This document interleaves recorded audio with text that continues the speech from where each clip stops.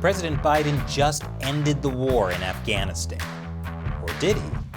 What's the real story?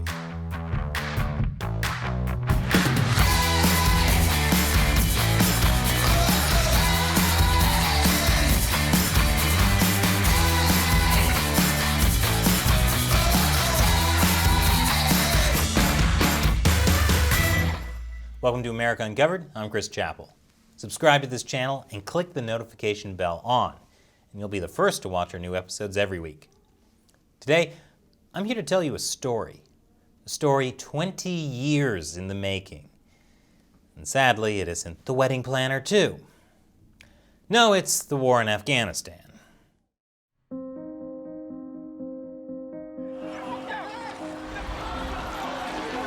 The United States military has begun strikes against al-Qaeda terrorist training camps and military installations of the Taliban regime in Afghanistan.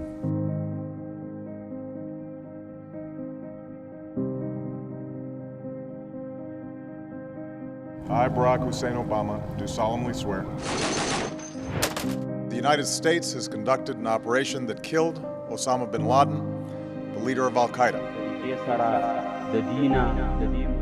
While America's combat mission in Afghanistan may be over, our commitment to Afghanistan and its people endures.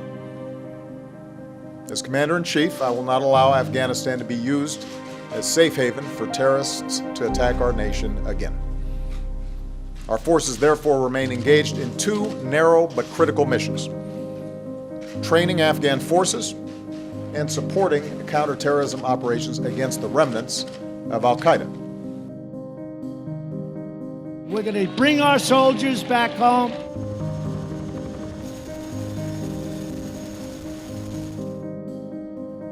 I've concluded that it's time to end America's longest war. It's time for American troops to come home. The war in Afghanistan is like The Simpsons. It's been around forever, even though we all stopped paying attention to it after the first 8 years. And every time we think it's going to end, it gets renewed for another 5 seasons. Here's what happened. George W. Bush announced the war in Afghanistan on October 7th, 2001.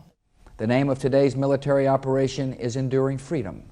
If your freedom endures for more than 4 years, consult a physician.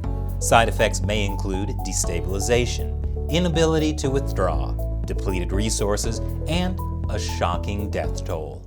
According to the New York Times, almost 800,000 U.S. troops have been deployed in Afghanistan over the last 20 years.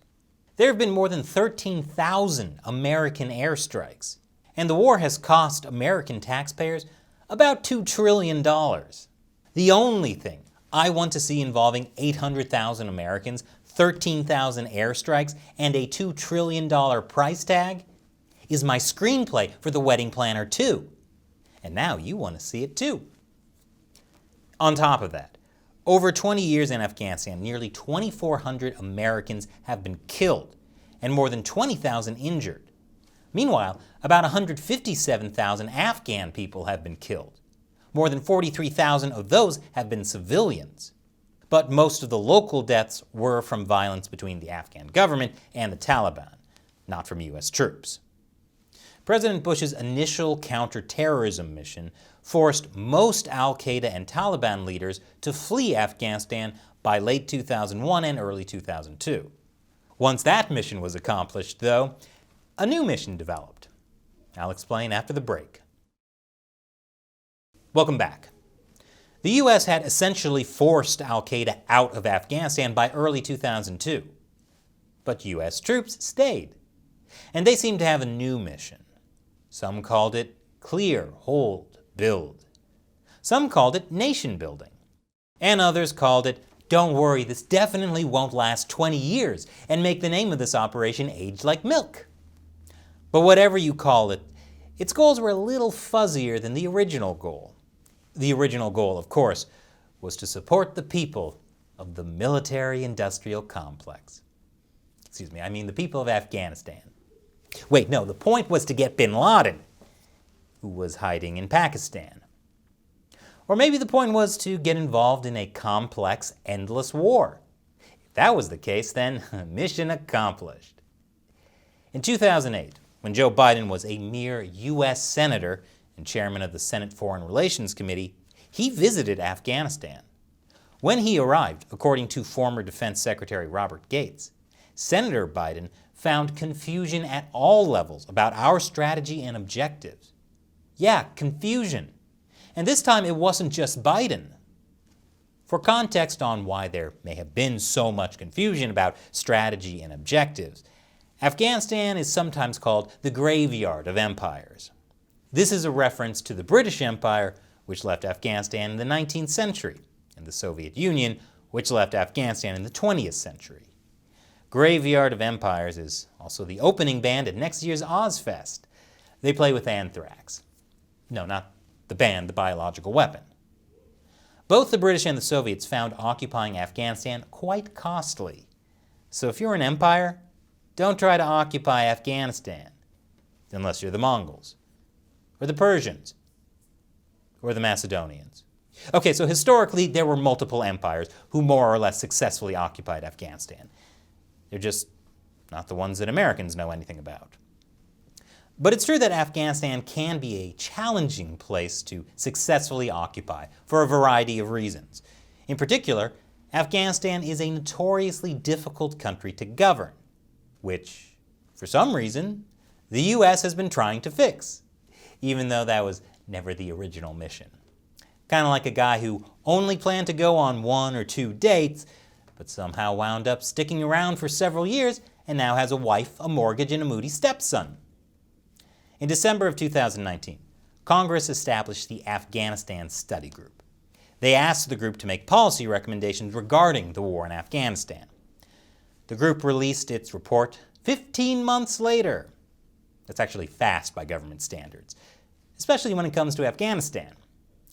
The report said the most important provision is to ensure that a complete withdrawal of U.S. troops is based not on an inflexible timeline, but on all parties fulfilling their commitments, including the Taliban making good on its promise to contain terrorist groups and reduce violence against the Afghan people, and making compromises to achieve a political settlement. In other words, they said the United States shouldn't leave until certain conditions were met. But we've been in Afghanistan for nearly 20 years, and those conditions still haven't been met. Hey, what's the name for it when you keep doing the same thing but expect different results? Oh yeah, bureaucracy. So President Biden decided that enough was enough. It's time for the war to end, even if that means defying the Pentagon, and the Afghanistan Study Group, and Vice President Biden. So what's going to happen after President Biden withdraws all the troops? I'll get to that after the break. Welcome back. President Biden's plan would mean reducing the American forces in Afghanistan from the current 2,500 or so to 0 by September 11th, 2021. Now that's not a lot of U.S. troops, historically speaking.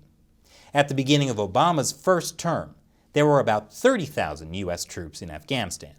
Obama initiated a troop surge, which peaked at 110,000 U.S. troops in 2011. He started massively withdrawing those troops during his second term. By the beginning of Trump's term, there were around 8,400 U.S. troops. Trump also slightly increased troop numbers before starting to withdraw them as peace negotiations began between the U.S. and the Taliban in 2018. So now, Biden wants to withdraw the remaining 2,500 U.S. troops.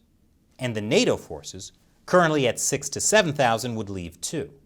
And Tony Stark would also return with his original Iron Man suit. President Biden wants this to happen. Except, it's not that simple, because there are 1,000 more U.S. troops in Afghanistan than Biden says there are. Some of them are special forces who work off the books, like the original Iron Man.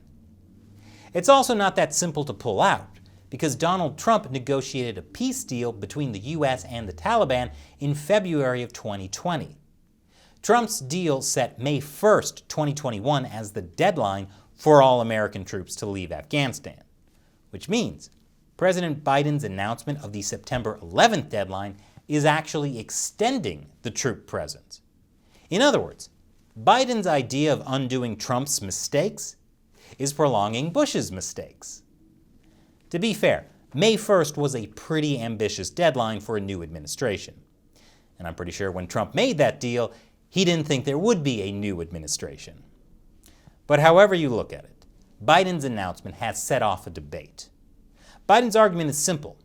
If conditions have never been right for leaving, what reason is there to believe they ever will be? So when will it be the right moment to leave?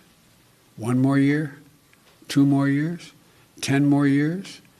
10, 20, $30 billion more than the trillion we've already spent? He received support from several Democratic politicians.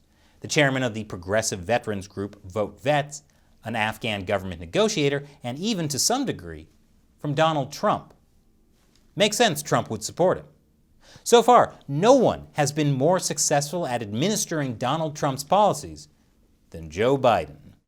On Twitter, Afghanistan President Ashraf Ghani said Afghanistan respects the U.S. decision and we will work with our U.S. partners to ensure a smooth transition. He also said that Afghanistan's proud security and defense forces are fully capable of defending its people and country, which they have been doing all along. And yet in private, President Ghani has fumed about the American decision, according to people who have spoken to him. He fears that it will embolden the Taliban and give them little to no incentive to stick to the terms of the agreement they reached a year ago with Mr. Trump. Man, talking behind our back just because we're leaving him high and dry and likely to be violently overthrown. How petty can you be? Though to be fair, Biden's critics mostly argued the problem is his specific withdrawal deadline of September 11th, 2021. Oklahoma Senator Jim Inhofe, the ranking Republican on the Senate Armed Services Committee, said arbitrary deadlines would likely put our troops in danger, jeopardize all the progress we've made, and lead to civil war in Afghanistan, and create a breeding ground for international terrorists. So is that what will happen?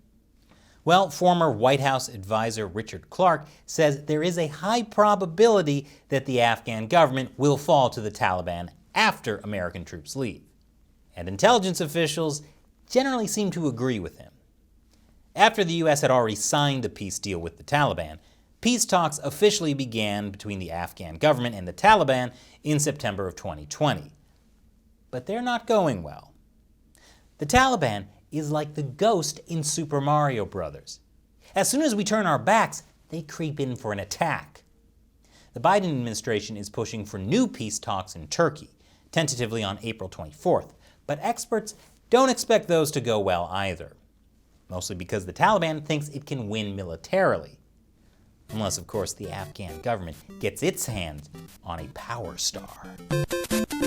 Despite all that, intelligence officials don't think Afghanistan will be a terrorist haven anytime soon. But both Pentagon and intelligence officials are concerned about America's ability to gather intelligence in the region without a military presence there. CIA Director William J. Burns said when the time comes for the U.S. military to withdraw, the U.S. government's ability to collect and act on threats will diminish. That is simply a fact. Of course, predictions aren't everything, and Afghanistan isn't entirely the same country it was 20 years ago. After all, 20 years ago, America hadn't even invaded it yet. As Afghan government negotiator Fatima Gailani said, women of Afghanistan are totally different now. They are a force in our country. No one can deny them their rights or status, no matter how hard the Taliban try. Meanwhile, despite some of the fiery rhetoric coming from certain politicians, I'm looking at you, Mitch McConnell and Lindsey Graham, some say the pullout is a relatively risk-free decision for Biden because Americans simply don't care all that much what happens there. Not our problem anymore. Americans view Afghanistan the way we view Brendan Fraser. We remember it being a thing 20 years ago, but when we look at it now, we just lose interest. And others are looking toward the horizon and the next big threat to national security, China. Great. Once we pull out of Afghanistan, we'll have a new war to fight. I just hope it doesn't last 20 years. So what do you think about Biden's decision to withdraw troops from Afghanistan by by September 11th, 2021. Leave your comments below. And don't forget, America Uncovered is supported mainly by viewers. So visit patreon.com/America Uncovered. Contribute $1 or more per episode so we can keep making great episodes. Once again, I'm Chris Chappell. Thank you for watching America Uncovered.